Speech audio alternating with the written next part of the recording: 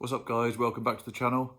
I wasn't planning to post a video today. Obviously uploaded one yesterday, which was the initial tap-in of my first ever Pinter 3 brew. That was overall, I think, a really good success, so that was really pleased to see that. But the reason for the video today is obviously went back in today to have a few more beers. Had a couple of friends around the Hawkses. They were particularly thirsty and they drank all the beer basically, so the beer's gone. But along the way, had a bit of an issue getting the last few pints out the barrel. I reckon we're about 6-7 pints in and the tap appeared to run dry.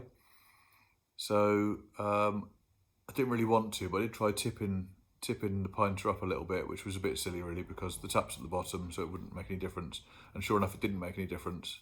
I didn't get any more beer out, but according to my calculation, there was still a good 3 pints left in there. And so what I decided to do was to lift it out, take the big cap off, and sure enough, there were the 3 pints in there.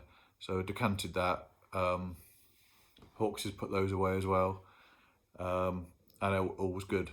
So the beer was fine. There was very little sediment in there.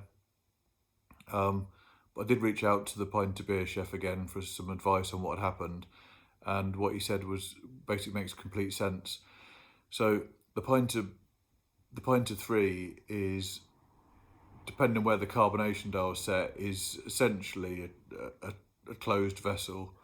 With a small amount of the pressure can be released, obviously to stop the thing exploding, out of the Pinter, but there's not a lot of way of getting air in, of course, which stops any nasties getting into your brew, which makes sense. But what it also means is that unless there's sufficient pressure in the head above your beer, there's nothing to push the beer out through the tap. Unless air can come into the Pinter, then there's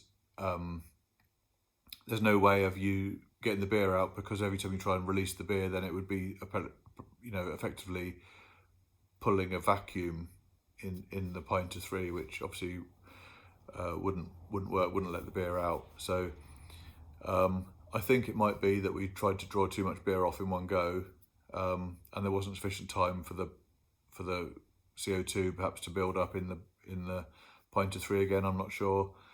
Like I say, we did save the day by managing to decant it into a jug and pour from there, and that worked fine. Like I said, there wasn't too much sediment in there, so all was good. But if you are in a similar problem to me, then again, thanks to the Pinter beer chef, the recommendation is to turn the carbonation dial right down, away from 5 down to 0 or off, and then that should let some air in, which would let the beer out, and I wouldn't have had that problem. So looking forward to getting the next beer down, which is Yeasty Boys IPA. So that's the next one to go down. I've just got to make sure that I'm here in a week's time to move it from the brewing phase into the conditioning phase. But I'll set a video on that again soon. So hope you enjoyed this video. If you did, please don't forget to like, comment, subscribe.